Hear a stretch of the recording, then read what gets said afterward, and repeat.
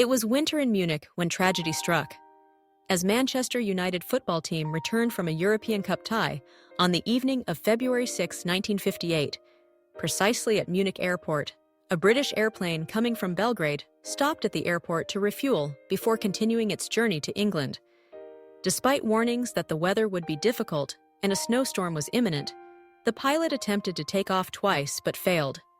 The flight was nearly cancelled, but the pilot made a third and final attempt.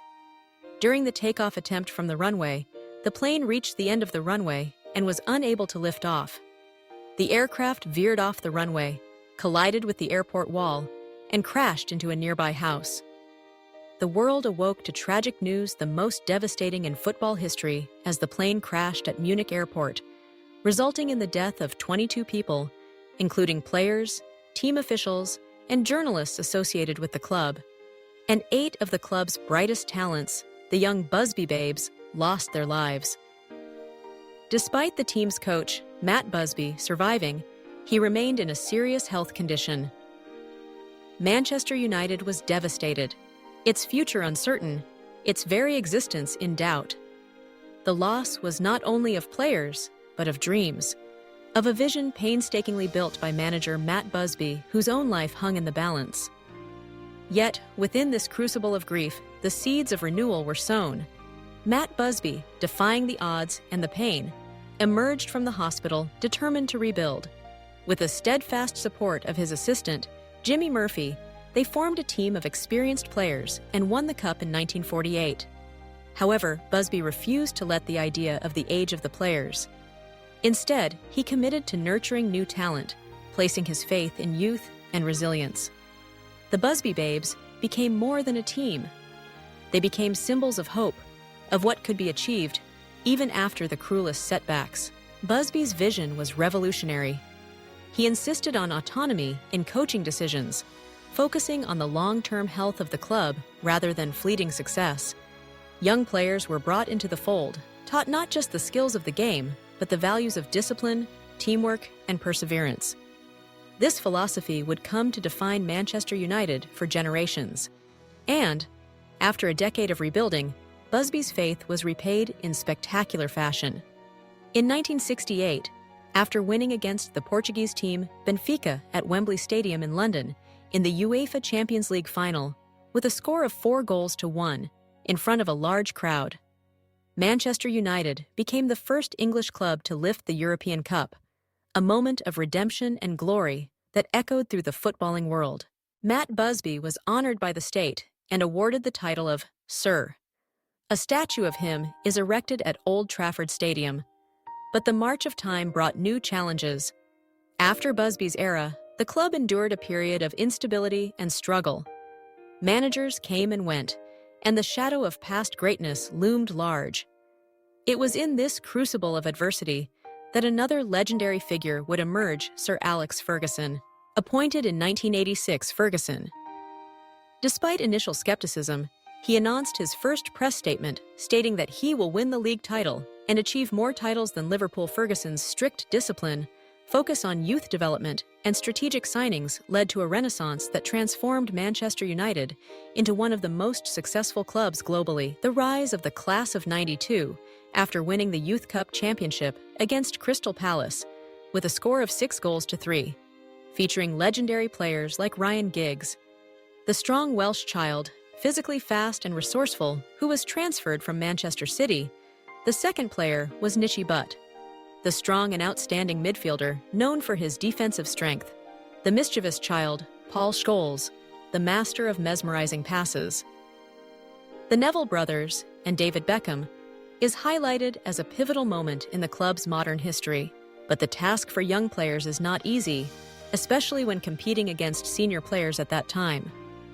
For example, Scholes faced some sarcastic remarks from senior players because of his small stature.